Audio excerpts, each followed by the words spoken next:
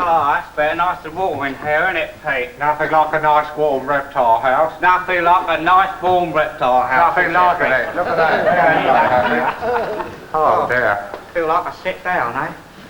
Oh, I'll tell you my special favourites in here, Dad. Yeah. Are those lovely geckos. Have you seen them, the geckos? Geckos, what are they, Pete? A gecko, Dad, is a lizard what has sucking pads on its feet. Oh, so it can hang on glass, like, is it? Well, it can if it likes. It can hang on anything, really, anything it fancies. It has a wonderful life, except, of course, it has to eat flies. Flies? Did you know that? No, I didn't know that. Oh, yes, it has to eat flies, because, as you know, God created it. Yeah. Like he did everything else in his almighty wisdom. And all the animals have to eat each other to keep the population down. And the gecko got lumbered with flies. And, you know, it's all right when it's born. Its mother brings it up some flies all mashed up, daintily garnished with a daisy on top of it, so it can't know what it's eating. But as soon as it learns to speak, Dad, and communicate, it says to its mother, "Excuse me, what's this I'm eating?" And she has to reply, "Flies." Darling. Well, she sugars a pill a bit by saying, "Flies, darling, they're very good for you." Yeah. But that's why the gecko doesn't live very long. It can't bear eating the stuff. Yeah. I don't blame it, really, with a diet of flies. I couldn't bear that, eating flies. I wouldn't like to be a gecko. I'd like to be a poisonous snake, actually, Pete. Well, you've got, you know, fangs and that. Yeah, fangs. You've got prominent teeth, haven't you, Yeah. already? You do well. I'd hollow them out, put a bit of cyanide in them and go round and, you know, put my teeth into people's arms and kill them. What sort of a poisonous snake would you be? Would you be an asp?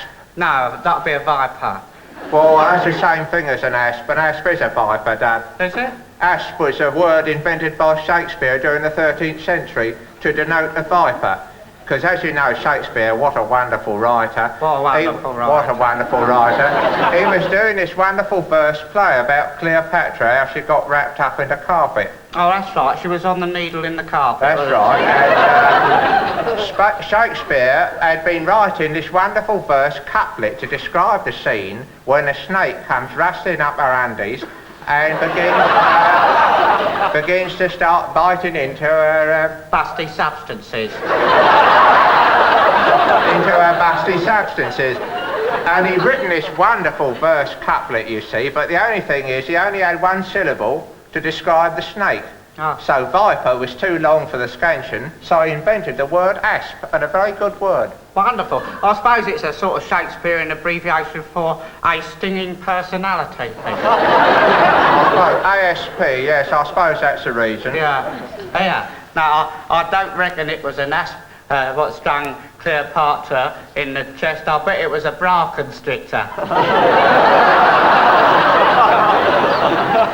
What do you mean? It was an asp?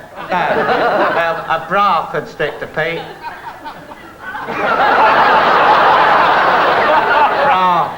Boa constrictor. It's a joke, Pete. Oh, it's a joke, was it? Oh, it's very bad taste. You shouldn't make jokes about people who are dead, because they can't fight back, darling. Sorry, Pete. I wouldn't be a reptile at all if I had the choice, you know. If I had the choice, I'd be something lovely and cuddly and lovable. Something like those lovely hummingbirds which hum with their myriad hues above the flowers. And they've got huge long tongues, you know, all coiled up like watch springs, and they can poke them out to 40 yards long, which means a hummingbird, Dad, can kiss at immense distances. That means that you could stand on the Chiswick flyover and kiss someone up the Staines bypass. Yes. What's more, you can be hovering 4 foot above the ground and humming. A wonderful opportunity. Wonderful. Wonderful. I'll tell you a creature I think is a very cuddly little creature. That's a chameleon. Versatile. Versatile creature, Pete. Wonderful. They're so adaptable. They can take on the shape and colour of anything they like. The colour or the hue can be taken on, Dad. Yeah. Do you remember Mr. Rigby? Yes. He nearly went through a wedding ceremony with one. We would have been very happy with a chameleon. They're very adaptable. Oh, they're lovely wives. You know, I was here last week, Pete. I don't know if I told you, in the zoo. Yes, you did. I saw the... Did I? Yeah, Oh, yeah. Yeah, and I I saw... was here with you.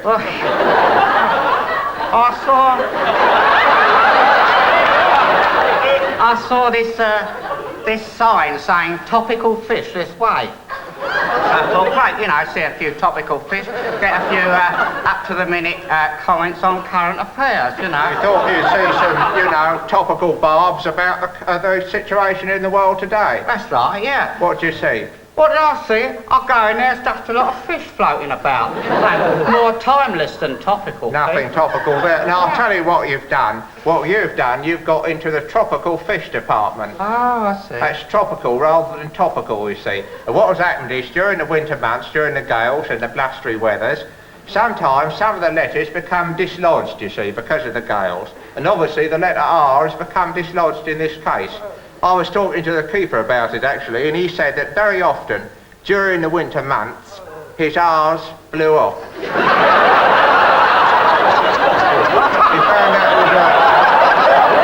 found that was a feature of his winter life. His R's blowing off.